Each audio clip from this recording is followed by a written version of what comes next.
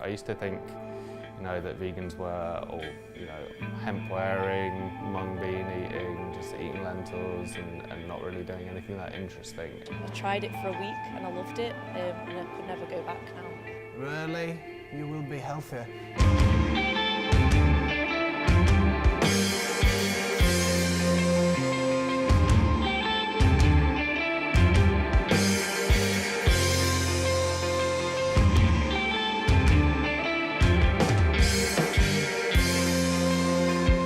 So what is veganism? Just like vegetarians, vegans don't eat animals. Yes, that includes fish and crustaceans. But in addition to that, we also don't buy products containing milk, eggs, wool, honey, or silk. And we also don't buy products tested on animals. Now, the side of the story you're probably used to hearing is the animal rights perspective. And that's the reason that I personally went vegan. But did you know there are many other reasons to go vegan? And one of those reasons is the damage that animal agriculture is doing to our environment. Let's see if people are actually aware of the damage that their diet is doing to the environment.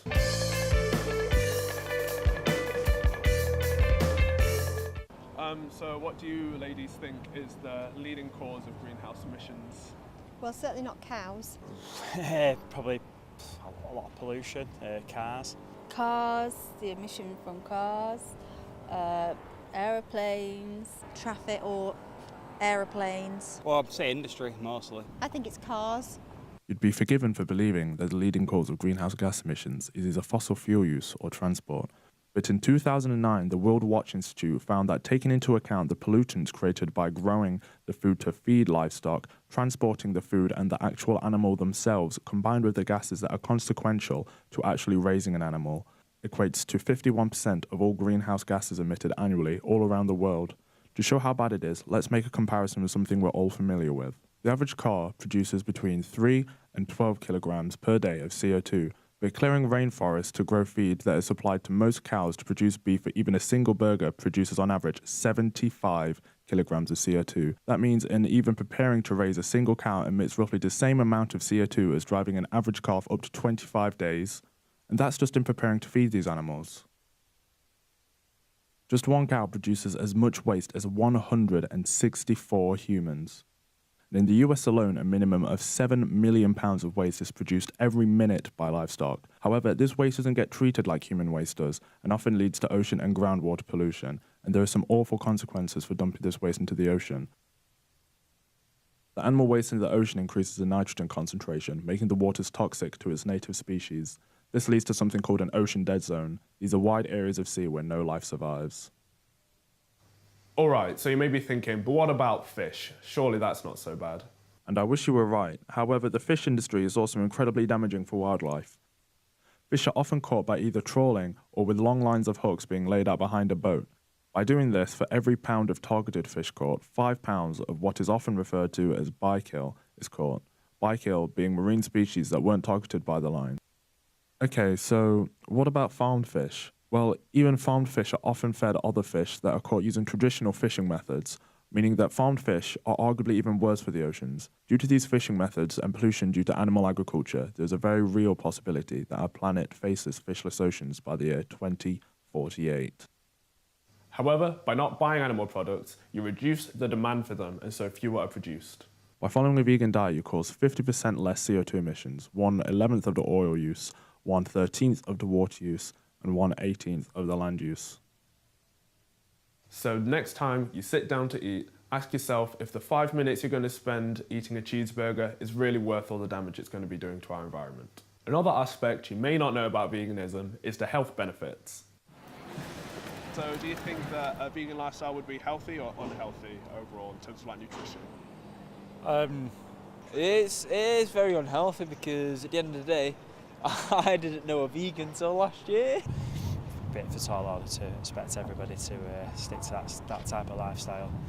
Yeah, you can get supplements for like iron from not having your meat and that. All the protein from the meat you get, and it makes you big and strong, and it makes you survive the future.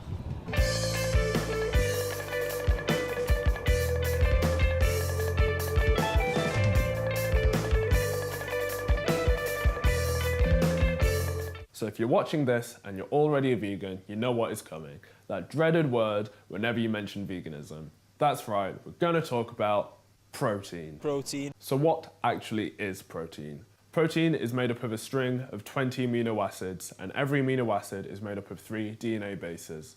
Without going into too much of a biology lesson, pretty much every living thing has DNA. Plants, being living things, have DNA.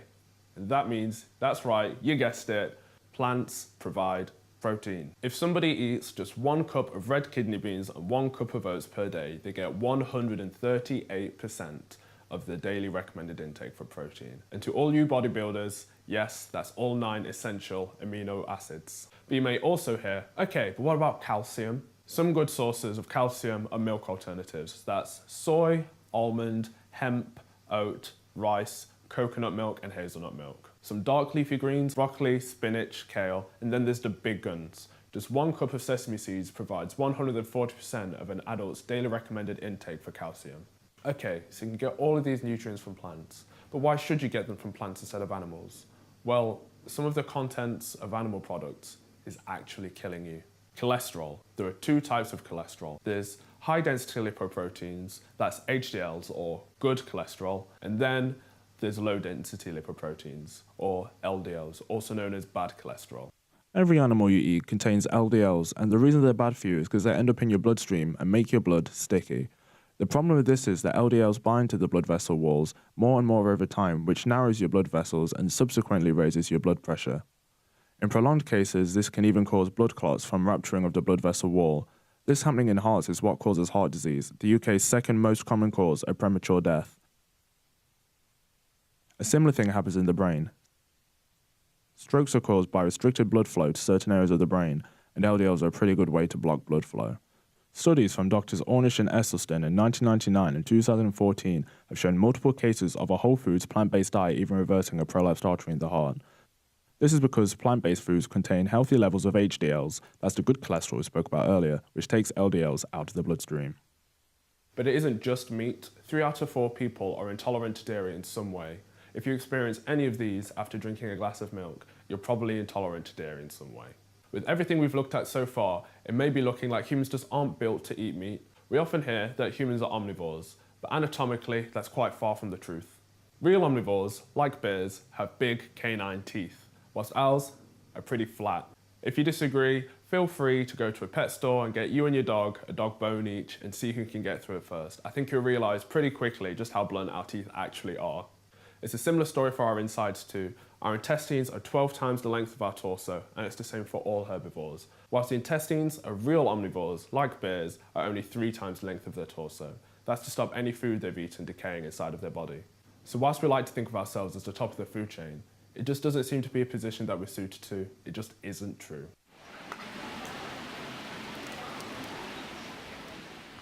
And do you think being a vegan would be difficult or easy? Difficult, very difficult. For me, I think it'd be very difficult. I do love my meat. It's hard to say, but I like to eat my meat. I think there's other ways maybe you could get around it, rather than Bit drastic for changing us, your isn't it? complete Yeah. diet.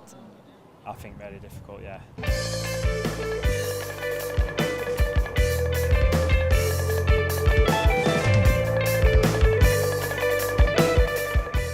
The biggest misconception I hear all the time about veganism is that it's too drastic or it's just a bit too difficult. There are loads of foods you can eat on a vegan diet, and there are more and more alternatives every day. When you go vegan, you don't give up any food, as there's an equivalent to pretty much every food out there. Not all of them are good, mind you, but let's not pretend every non-vegan meal you've ever had was fantastic. A lot of people say that veganism is expensive too, and it really doesn't have to be.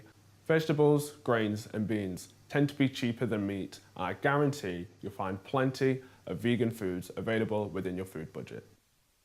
My tips for new vegans are just, check out what's available on like Instagram and Facebook and stuff in terms of groups that will show you where you can eat, what you can get. I remember meeting a vegan ages ago and I was like, what do you eat for breakfast? I was really confused. I was like, what do they eat? But obviously, like, there's loads of food you can eat and it's really easy. Yeah, I think the best thing for new vegans is to just try everything you can, have a look at all the vegan products around, find the things that you like. There's so many different plant milks available and you're going to like some of them, not others. Same with vegan cheeses and so on.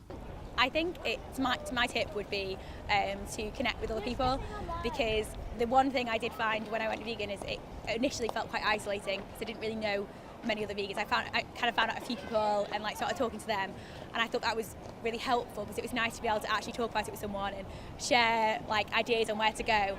And if you don't know people, things like Facebook are amazing because people will share like where you can eat, things that are going on, like social things, and it's really nice to get in contact with people who you can talk about it with, because that is really useful when you first go vegan, to be able to kind of discuss your reasoning and what you can eat and where you can find the best vegan cheeses. Don't be scared to mess up. That's probably the most important thing that I learned. Like, the first few months of being vegan, even like years into it, you might slip up, you might have something with honey and you might eat something that's got cheese in it and you didn't realise, and it sucks and you'll feel bad, but it's not intentional, so don't worry about it.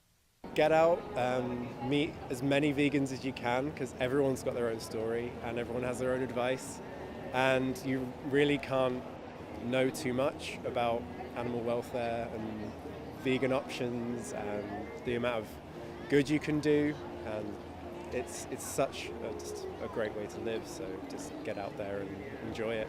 Do some research. This is 2017, you can Google stuff, you can find places to buy vegan things from. There's nothing that you can't find an alternative for. There's vegan cheese, there's vegan chocolate, there's vegan chicken, there's vegan pork, there's vegan everything. So whatever it is that you can't give up, you will find an alternative for it. I think YouTube is really helpful. There's loads of vegan recipes online. Facebook's good, there's loads of vegan groups so you can meet up with other vegans, get involved with activism. I think people think that veganism is difficult and that there's nothing you can eat, or that it's unhealthy, and it's can be a very healthy diet. Obviously you could be a junk food vegan, but you can eat a very, very healthy diet.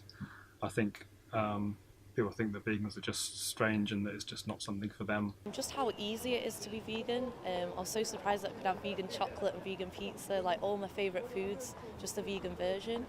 The most obvious changes that I've noticed in myself since becoming vegan is that I am more mindful of how I interact with other non-human animals. Like I've always liked dogs and stuff like that, I've always liked animals, but now I sort of think of what they actually are feeling more than I would have a while ago. I don't see them as just food or as being something below us or anything like that. I think it's more connecting with other animals in a way that makes you feel like they are your equal, but they might just be equal but different. That sounds really bad, but you know what I mean. Every vegan has said at some point, ugh, I could never go vegan. But when it's so easy, can we really afford not to, with our planet, our health, and the lives of those we share this planet with at risk?